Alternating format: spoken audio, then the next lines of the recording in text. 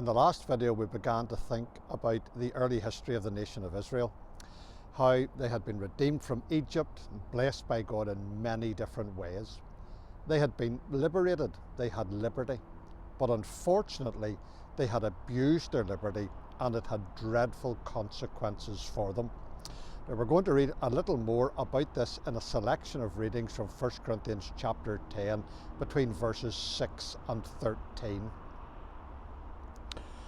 Now these things were our examples, to the intent we should not lust after evil things as they also lusted. Neither be ye idolaters, as were some of them. Neither let us commit fornication, as some of them. Neither let us tempt Christ, as some of them. Neither murmur ye, as some of them. Now all these things happened unto them for ensamples, and they are written for our admonition, upon whom the ends of the world are come.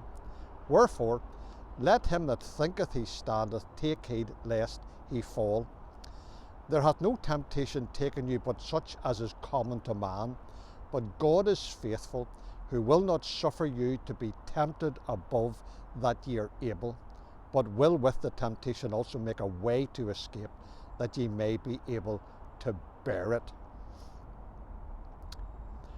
The verses that we have read have a very important lesson for us. Twice over Paul wrote, these things were our examples, verse 6, and these things happened unto them for ensamples in verse 11. Paul wrote a similar thing in Romans chapter 15 verse 4. Whatsoever things were written aforetime were written for our learning. The Old Testament scriptures are not a random assortment of stories compiled simply for interest's sake, but they're purposefully assembled to teach us things that we need to know if we are to live lives that are pleasing to God. That's why Paul recalled these things.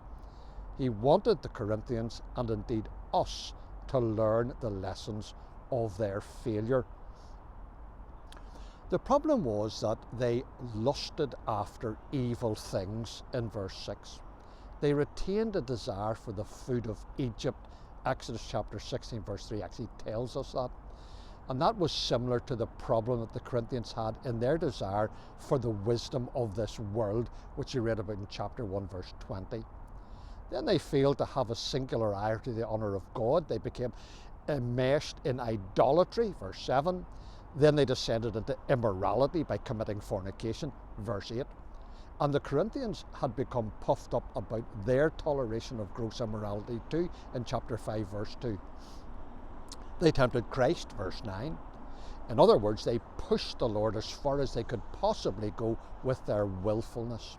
And finally, they continually murmured against the Lord in verse 10. And that is a word that we read often in the record of the wilderness journeys in Exodus and Numbers. What was the conclusion of all this for Israel? Well, Paul just tells us they were destroyed of the destroyer in verse 10. So what was the lesson for the Corinthians? Let him that thinketh he standeth take heed lest he fall, Paul writes in verse 12.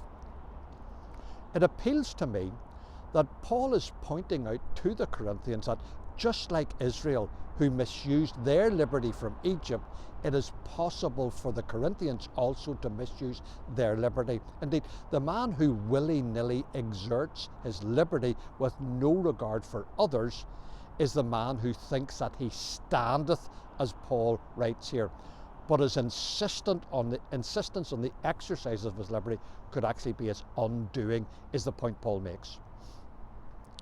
Paul goes on to write, there hath no temptation taken you but such as is common to man, in verse 13. He's referring to trials that come our way, and that includes testing associated with the exercise of our liberty. What are our motives? What might be the result? Will this honour the Lord? There's a path that we should follow, a way to escape that you may be able to bear it, as he says in verse 13. Now in the next verses, Paul is going to challenge us about honouring God in the exercise of our liberty.